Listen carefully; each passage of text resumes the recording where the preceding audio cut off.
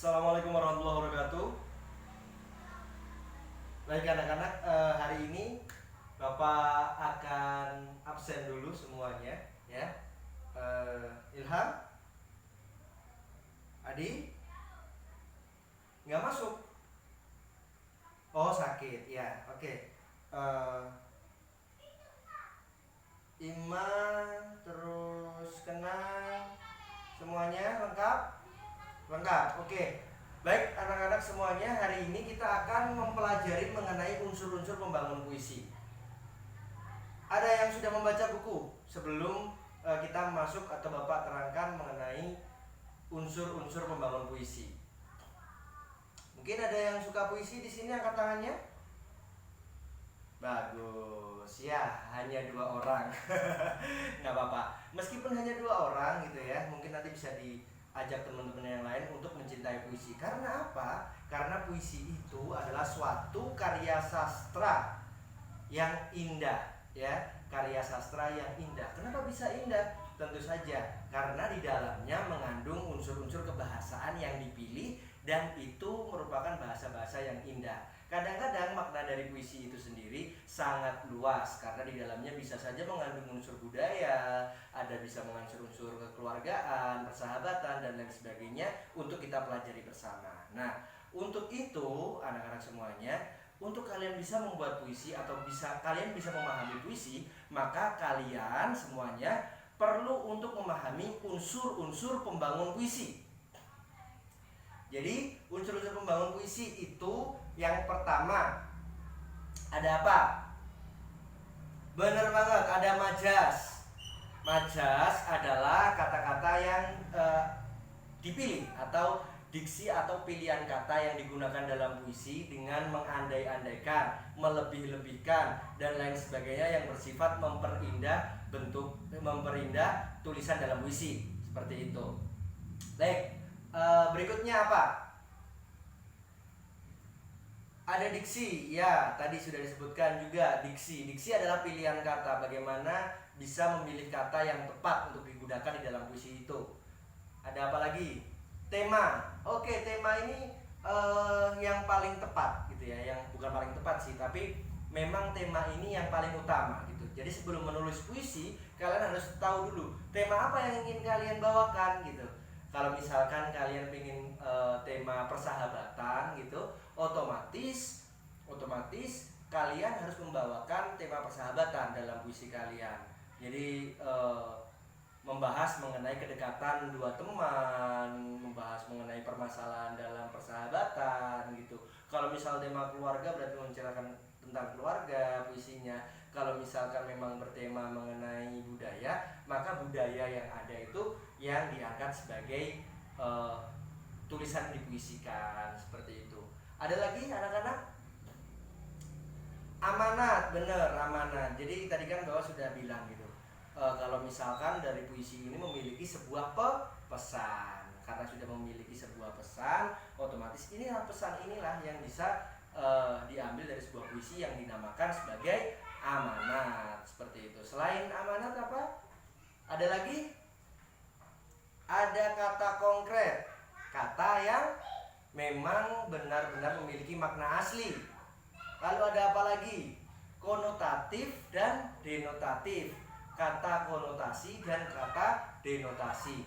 Kata konotasi maksudnya apa? Kata konotasi itu maksudnya makna dari kata itu bisa jadi bukan makna yang sebenarnya, atau mampu menimbulkan 2 makna dalam pemahaman kita. Kalau denotasi itu adalah makna yang sebenarnya, tapi juga memiliki makna yang lainnya, seperti itu. Nah, selain itu apa anak-anak? Sudah? Ada lagi nggak? Ada tidak? Sudah, ya. Jadi itu tadi adalah unsur-unsur pembangun puisi. Baik, silakan kalian sekarang anak-anak, kalian pahami lagi dari buku teks ataupun sumber yang lain. Kalian boleh buka gawai kalian atau handphone kalian, ya.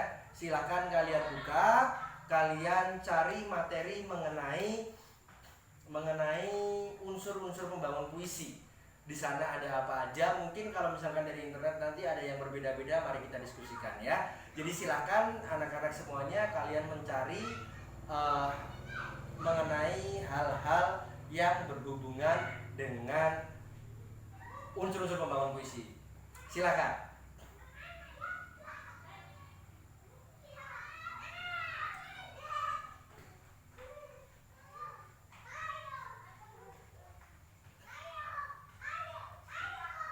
Baik, sudah?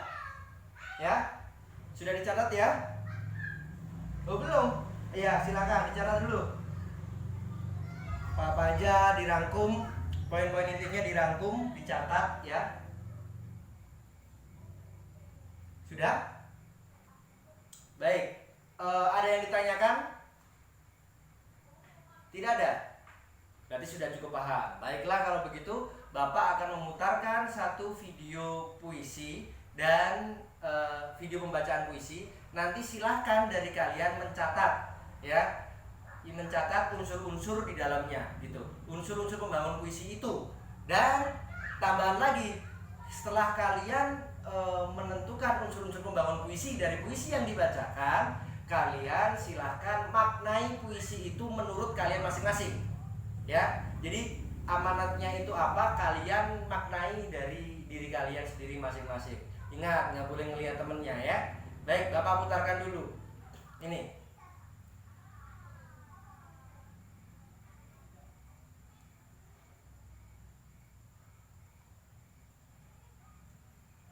Oke, gimana? Sudah? Baik, silahkan satu orang dulu, satu orang untuk maju membacakan hasil yang kalian dapat, hasil unsur-unsur pembangun kalian setelah melihat puisi ini ya. Belum selesai. Oke, Bapak kasih waktu 5 menit ya. Oke, sudah. Iya, Mbak Nana ya tadi mau maju ya. Oke, silahkan Mbak.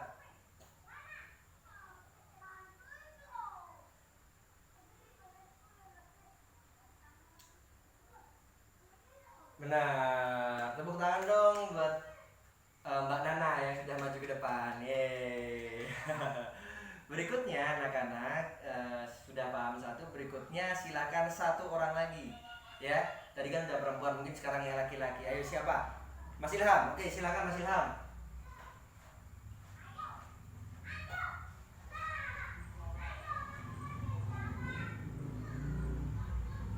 Oke, dua-duanya tepat ya. Tapi kok amanatnya bisa beda Pak ya, yang didapatkan dari Mbak Nana sama Mas Ilham tadi? Nah, ini pertanyaan yang menarik. Ya, jadi makna puisi itu tidak bisa kita paksakan ya. Jadi makna puisi itu bisa muncul berbeda-beda dari setiap orang yang membacanya, tergantung dari pengalaman-pengalaman apa yang sudah pernah ia dapatkan, mulai dari pengalaman mendengarnya, pengalaman hidupnya, dan lain sebagainya. Itu anak-anak ya. Jadi kalian bisa memaknai puisi itu dan bisa benar-benar masuk ke rasa kalian, ke perasaan kalian dengan bagus, seperti itu. Ada yang ditanyakan?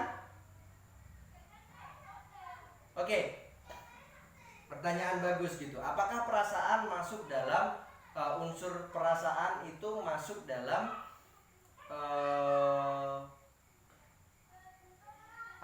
unsur-unsur pembangun puisi? Ya. Jadi perasaan itu ada beberapa pendapat ya, ada beberapa pendapat yang memang menyatakan bahwasanya perasaan itu masuk dalam unsur-unsur pembangun puisi. Tapi terkadang ada puisi-puisi yang hanya mengandalkan nada ya, nada seperti Sutarji Qaulzumbahri. Kalau misalkan kalian nggak tahu, nanti kalian bisa cari-cari ya, Sutarji Qaulzumbahri, di mana puisinya mengandalkan bunyi gitu.